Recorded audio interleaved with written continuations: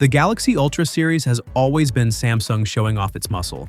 We're talking powerhouse specs, cameras that make pro photographers jealous, premium build quality, and yes, the S Pen, because apparently Samsung wants you to feel like a wizard.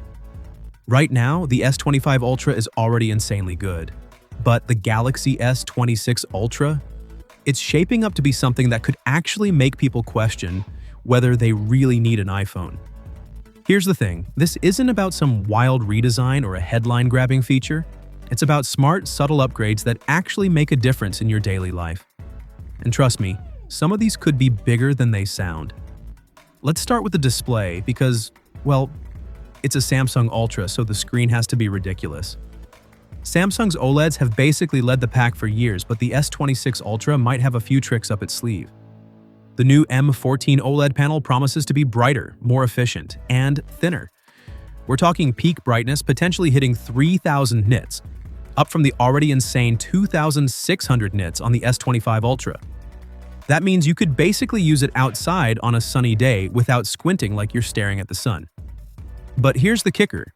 There's a rumor about something called Flex Magic Pixel. Imagine an AI-powered feature that subtly tweaks your viewing angles to make your screen harder to peek at from the side. It's like a privacy screen built directly into the display.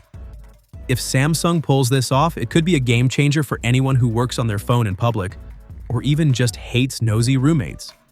Next up, the camera. Now, Samsung isn't tearing everything down and starting from scratch, but the main 200-megapixel sensor is getting a serious upgrade. We're looking at either a bigger Sony sensor or a wider f1.4 aperture. Either one would improve low-light performance and give you that gorgeous depth-of-field blur that makes shots look almost cinematic. My only hope? That it doesn't mess with close-up shots. That's one subtle thing Samsung does better than the iPhone or Pixel. You can get beautiful macro-style shots without the phone switching to another lens halfway through. The other lenses, the ultra-wide 3x and 5x telephoto, are probably staying the same, which is fine. They're already excellent, and honestly, Samsung doesn't really need to touch them. But if they can also close the gap on video quality, we could finally have a real competitor to the iPhone 17 Pro Max for recording video. That's a bold statement, but given Samsung's history, it's not impossible. Performance-wise, things are looking spicy. Qualcomm's Snapdragon 8 Elite Gen 5 for Galaxy is expected to push clock speeds up to 4.74 GHz, with the Adreno 840 GPU possibly being 30% faster. More importantly, AI-assisted power management could help balance performance and battery life more intelligently. That means your phone might know when to push hard and when to chill out, all without you even noticing. Throw in the faster DDR5 XRAM, and the S26 Ultra should feel snappy and efficient no matter how many apps you have open or how many games you're running. Now, design. Samsung isn't doing a total makeover, but they are shaving off another 0.4 millimeters from the body. It's wild because the S25 Ultra was already 0.4 millimeters thinner than the previous model. And don't worry, the S Pen isn't going anywhere. It looks like Samsung managed to squeeze it in alongside some new internal layout improvements. Oh, and the camera island? It might be making a comeback. Some people hated the exposed lens rings on the S25 Ultra because they picked up lint like crazy.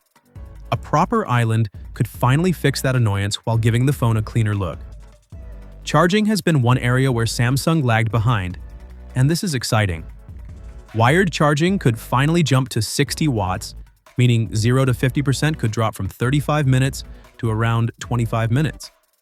Not lightning fast compared to some Chinese phones, but definitely a solid improvement. Wireless charging is rumored to go magnetic, MagSafe style. That would let you snap on mounts, chargers, and stands without needing a special case. And it opens the door for a whole ecosystem of accessories we haven't really seen from Samsung before.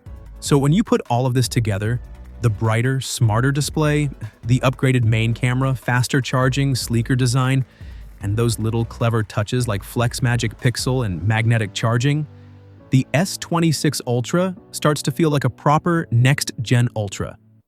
Even if you already own the S25, these upgrades could actually make the jump worth it. And here's the thing, Samsung's not just iterating for the sake of specs. They're adding features that feel like they genuinely improve the daily experience.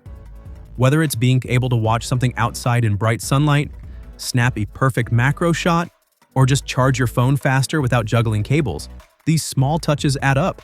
So what do you think? Which of these rumored features are you most excited about? Are you a Flex Magic Pixel skeptic? Or are you ready to see Samsung try to reinvent privacy on a smartphone? Drop your thoughts in the comments. I'm honestly dying to see what you guys think. Until next time, take care.